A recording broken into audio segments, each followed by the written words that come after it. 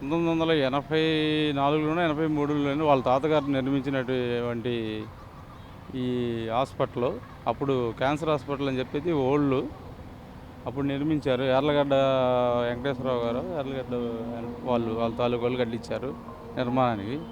అదే హాస్పిటల్ ఇప్పుడు మంగళగిరిలో ఉంది గవర్నమెంట్ హాస్పిటల్. కానీ అది శిథిలావస్థకు వచ్చింది.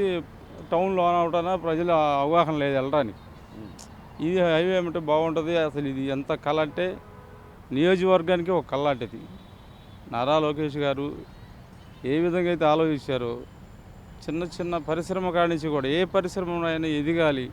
అందుకే ఆయన కాన్సెప్ట్ ఏంది, ముందు చదువుకోవాలి. పిల్లలు చదువుకున్న తర్వాత ఎడ్యుకేషన్ వస్తేనే కదా విద్యాశాఖ మంత్రి తీసుకుంది ఆయన. ఎడ్యుకేషన్ వస్తే ఎడ్యుకేషన్ ద్వారా డెవలప్మెంట్ అవుతారు, నాలెడ్జీ పెరిగిద్ది.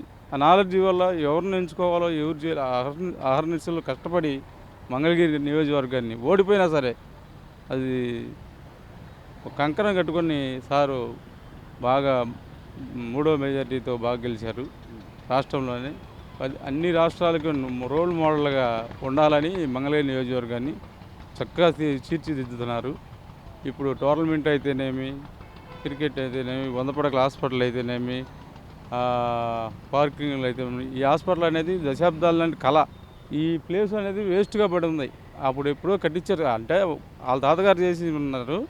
తర్వాత డాక్టర్లు రావడం మానేశారు. హాస్పిటల్ అన్నీ పెరిగిపోయినాయి కదా, డాక్టర్ రావడం మానేశారు. తర్వాత సార్కి ఎట్లా ఇది నిర్ణయం అందరూ కలిసి చెప్తే అప్పుడు ఆలోచించి పాదయాత్రకు వచ్చినప్పుడు చూసి సో ఇదని ఆయన నిర్ణయం తీసుకొని మనం కూడా లెటర్ అందించాం. ఆ రోజు వచ్చినప్పుడు సమస్యలు చెప్పాం. ఊళ్ళో సమస్యలు మా కళ్యాణ మండపం కానీ మంగళగిరి ప్రైడ్ ఆఫ్ కళ్యాణ మండపం కట్టారు, బాగా కట్టారు. అట్లాగే హాస్పిటల్ కూడా సంవత్సరంలో పూర్తి చేస్తారు. శరవేగంగా పనులు సాగుతున్నాయి. వర్షం వస్తానా అప్పుడు ఒక నెల లేట్ అయింది వర్షం రాటానా. దానివల్ల కొంచెం నీళ్ళు లాగించుకోవటం ఇది సరిపోయింది. లేకపోతే ఇంకా కొంచెం ఫాస్ట్గా వచ్చేది పని. ఏదేమైనా కానీ ఫాస్ట్ స్పీడ్గా జరుగుతుంది. ఆయన అనేది మంగళగిరి నియోజకవర్గానికి రావటం మాకు ఒక కళ. అది ఒక బ్రహ్మంగారి కాలజ్ఞానం అనుకోవటమే. అలాగే ఆయన్ని జన్మదిన శుభాకాంక్షలు చెప్తూ ఇలాంటి పుట్టినరోజులు మరెన్నో జరుపుకొని అన్ని రాష్ట్రాలను కూడా మన వైపు చూసేలా చేస్తారని మా నమ్మకం ఉన్నది.